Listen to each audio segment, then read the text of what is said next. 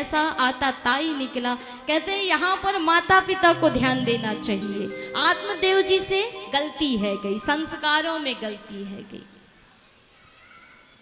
जब इकलौता बालक हो घर में और मन्नतों से आपके घर में आया हो तो उसमें और ज़्यादा लगाम कसनी चाहिए, उसको और ज़्यादा संस्कार देने चाहिए। यहाँ पर आत्मदेव जी से गलती हुई कि बालक है, धीरे धीरे सुधर जाएगा। लेकिन महाराज कहते हैं बचपन में यदि आपने साधन नहीं दिया, सुविधाएं नहीं दी तो बालक कुछ क्षण के लिए रोएगा, लेकिन यदि संस्कार से वंचित कर दिया तो वही बालक जीवन भर रोएगा भी और रुलाएगा भी। इसलिए संस्कार दीजिए, साधन मत दीजिए। पर आजकल की माताएं बालक रोए तो मोबाइल रखा देती हैं। बड़ी विडंबना है, समय का यही चक्र है। यही तो नारद जी कह गए कि आया समय बड़ा बेढंगा। अब तो बालक रोए ना, मोबाइल ले ले।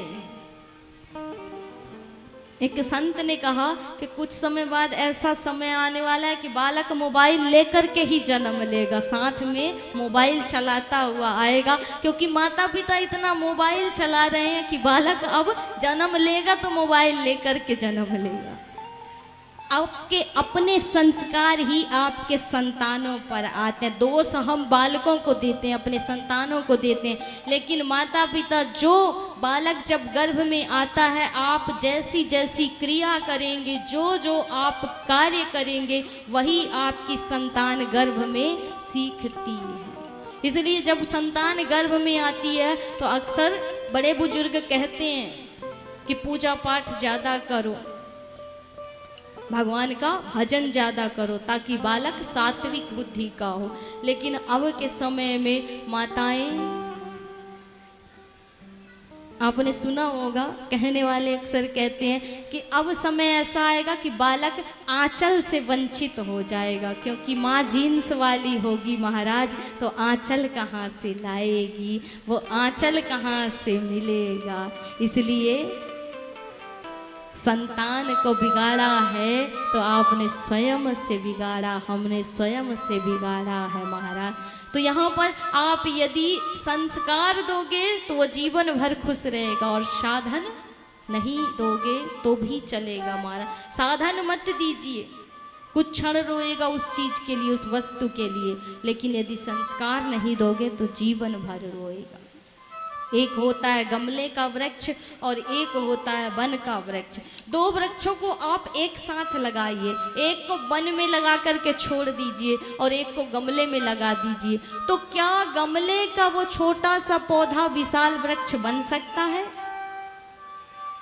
नहीं बन सकता। क्यों?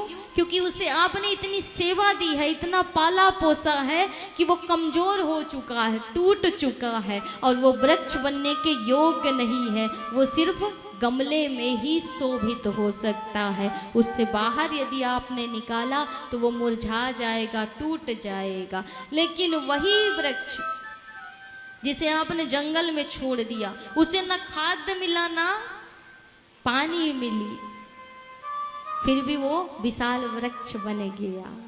तो यहाँ पर कहने का अर्थ ये है कि ज़्यादा बच्चों को साधन सुविधाएं मत दीजिए, नहीं तो वो गमले के वृक्ष के समान हो जाएंगे, कुछ भी नहीं कर पाएंगे। उन्हें छोड़िए, संस्कार दीजिए, ऐसे संस्कार दीजिए जिससे वो विशाल वृक्ष बन जाए, फिर उसे कोई तोड़ ना सके, उस पर वर्षा आए धूप आए कोई फर्क ना पड़े।